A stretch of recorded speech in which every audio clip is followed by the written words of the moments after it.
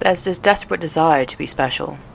We always assume that if we are following the main character in a story, it is their story that we are unfolding. It is their journey that presents this progression of the exceptional. We sometimes even forget how special we are, in our own organic bodies that serve a purpose. We do not realize the depth of want, of desire, that comes from an outside source that perhaps wants to be like us. Sure, science fiction films and novels have questioned the aspect of the human, the soul, our consciousness, or even our emotions through AI story plots. Comparing a human to a non-human is one way that we can come to terms or even understand how much we do not know about ourselves. We, the creators of these dystopian sci-fi worlds, where AI exists, have made ourselves almost godlike. We have established the plot point to always evolve around ourselves, because we find ourselves so special and interesting. And within these stories, in the Blade Runner universe, we have questioned ourselves on what makes us so damn special through the eyes of a questionable human and a definite replicant.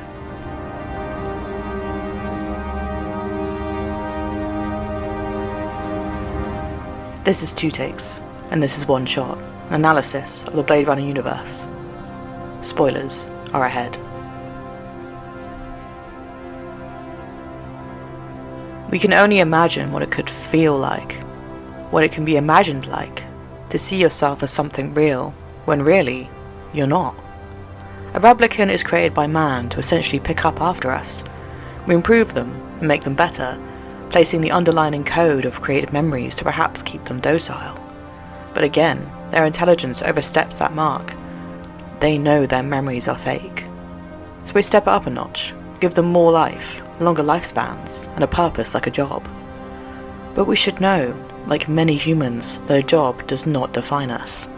And like the replicants asking their creator for more life in 1982's Blade Runner, to Agent K in 2049 refusing orders to do his purpose, his job, we are left wondering, when will the breaking point be? When will the lines blur, the cells interlink between us and replicants? Within the universe of Blade Runner, it seems that line is getting smaller and smaller.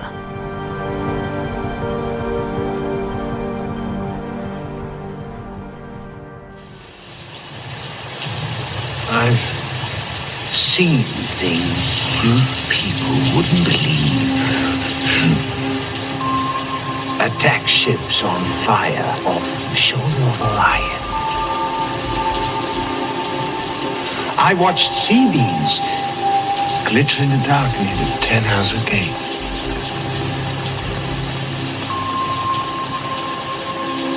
All those moments will be lost in time, like tears in rain. Time to die.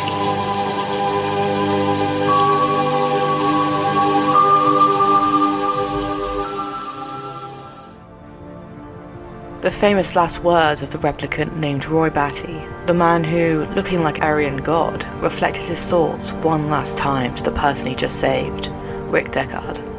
Sitting in the rain, it describes in so few words what it means for his life to essentially be out of time.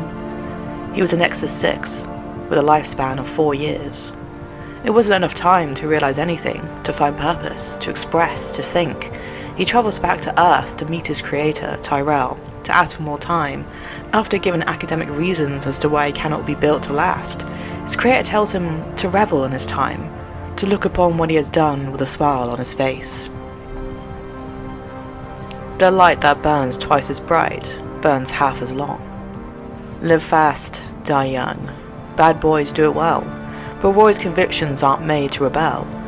But here we are, following fighting for something any natural being would want.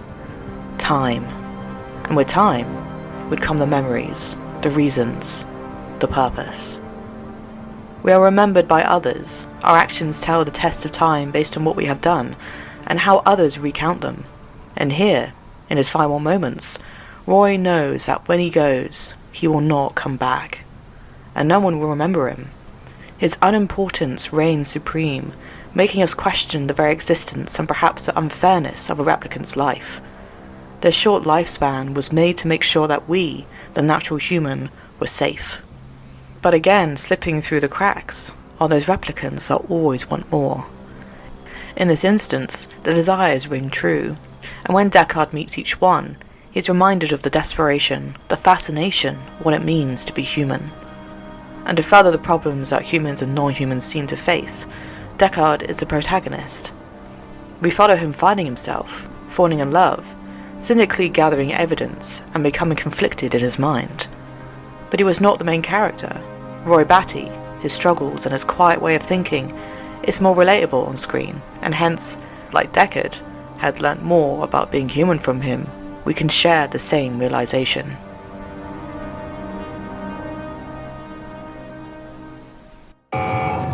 Recite your baseline. And blood black nothingness began to spin. A system of cells interlinked within cells, interlinked within cells, interlinked within one stem. Good job.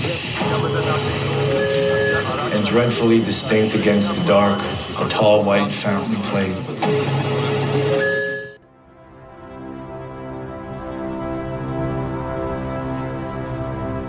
This extract from Vladimir Nabokov's novel Pale Fire is about, in so many ways, what the writer saw when he was having a heart attack, and his reflection of his near-death experience. I've explored this concept of near-death experiences before in my OA episode, featuring various stories of people's near-death experiences, and how most of them are quite unique in their imagery. In this one, there was a white fountain. The imagery, whatever it turns out to be, is meaningful by presenting the possibility that humans have something within themselves that leave the body, then returns with images that the body can register to the brain. Almost like a dream, it becomes blurry, but still intact. Where do we go within our near-death experiences? Is our physical body just a vessel? This opens up the question of whether humans have a consciousness that can be outside of oneself, by which, in the Blade Runner universe, is sometimes compared as almost freeing against something artificial, like a replicant. So it presents the idea that death isn't the end. However, for replicants, that might be a hidden fear of retirement being the end of their existence. But I think there is more to this than simply a question of existence after a certain period of time. It is about all of it. Life, death, and the in-between of what we do with it. Near-death experiences usually reflect what it means to lose your life, and what it means to possess one. The possession of your life is your identity, and it presents your consciousness. It presents the emotions linked to these experiences or inexperiences. Hence why the extract is also used in Kay's Voltkampf test, a fictional test that distinguishes between replicants and humans who elicit emotional responses, and the reviewing of physiological responses and reaction time. However, here, in 2049, it is called a post-traumatic baseline test. This test is impacted by empathy, determining the difference between a human and its creation through something that a replicant shouldn't be able to emphasize towards, or be fearful of. But its words are powerful enough to be used to make anyone reflect on its meaning. And at the beginning, Kay passed this test, and then he didn't. His journey is a complex one. He was created to retire his own kind, hated by humans, floating in limbo between two worlds and disregarded as anything other than something doing a job. He could be retired at any moment. His only companion, Joy, an AI that is essentially a hologram of the perfect girlfriend. But this is where it gets interesting, because in those small intimate moments, we can tell that Kay actually shows feelings towards Joy. They might be replicated, both of them, but there is almost a desperate wanting to show their pleasure, their happiness, their joy. Kay gives her the present of being able to go anywhere she wants, freeing her from the cage of their apartment.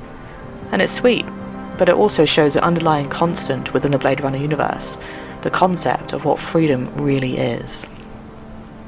You look like a good Joe. We follow Kay's journey of realizing his supposedly implanted stock memories are actually real, which makes him question if they were really his to begin with. No matter the ending or consequences, this sparked a need for identity. He started to believe in himself, in his possible humanity. He thought, for a brief time, that maybe he was special and the centre of this story. But he isn't. And we see him scream in frustration of almost grasping something and then realising it was never there to begin with. This wasn't about him. He was just a replicant that unearthed the secret of what another replicant had done in the past, to which this can cause repercussions in the future. His memories are that of a very special person that could begin something that wasn't there to begin with, a sense of freedom, of being more human than human. But that doesn't mean his journey was worthless.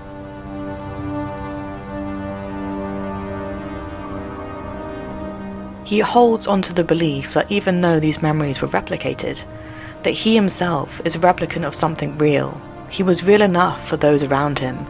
He forged friendships, gained trust, fought for something, and in reflection found his own purpose and identified he wasn't the main protagonist of the story. But he was still an important part of it. The best memories were hers, but he got to be a part of it.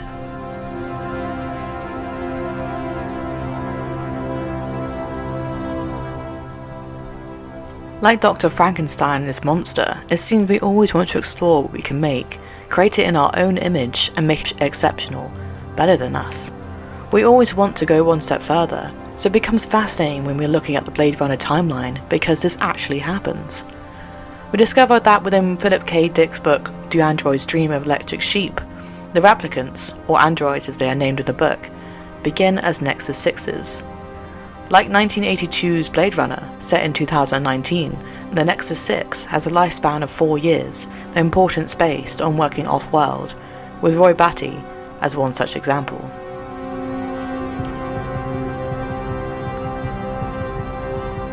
If you were lucky enough to discover, as I did, that there were many films of the timeline of Blade Runner, available free on YouTube by the way, it paints a picture of the replicants becoming more and more.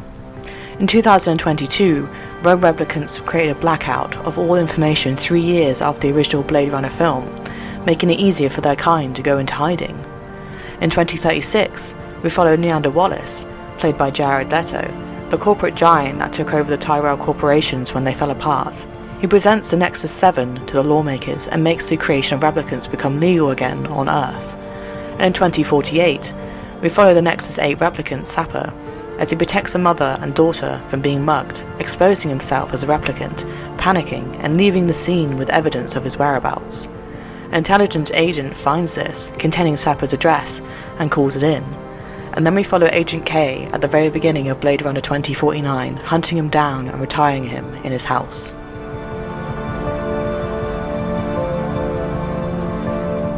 So, adding the mini films from YouTube with the Blade Runner films, it goes like this.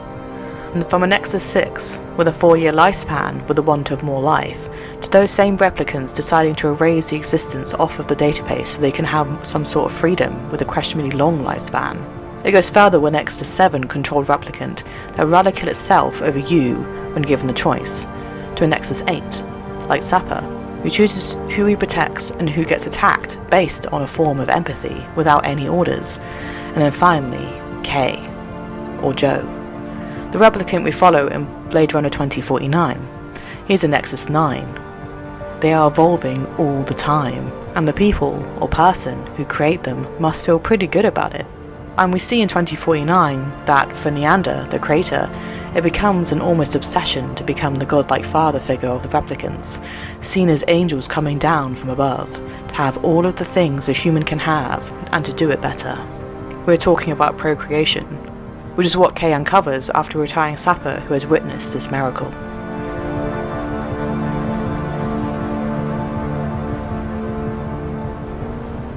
From Tyrell's Nexus 6 replicants to Rachel as a unique Nexus 7, Deckard's purpose wasn't just to fall in love with Rachel, but to also have the replicant show Deckard the meaning of empathy and being human. Roy Batty saves his life, and whether that is by reflex or by observing Deckard and finding him worthy of saving, that isn't the point. Before any of this, Deckard was lifeless. Roy Batty presented more wanting of life. His epic monologue in the rain shows his tired and beating collapse of how heavy the importance of life can be. Anyone can be scared of death, it seems. And as for Kay, He found purpose and identity through someone else's story, their journey. Learning to further empathize of what was going on around him, it could be seen that Kay shows more purpose and emotion than the other humans in the film, even to the point of denying orders and choosing to show mercy. Both Deckard, a questionable human, and Kay, a definite replicant, present different paths merging into a single point. They both have discovered, or even rediscovered, what it means to be human. Roy Batty showed us his want of more life, his selfless actions driven by the desire to be more like a human, forever lost and washed away in the rain. His attempt, his mission, was lost. Kay dies in the snow, his selfless actions, also driven by the desire of wanting more, will be remembered by Deckard and his daughter, frozen in time as a moment that mattered. It seems, whether one wants more time, identity, or freedom, being a human all boils down to what you do with what you are given.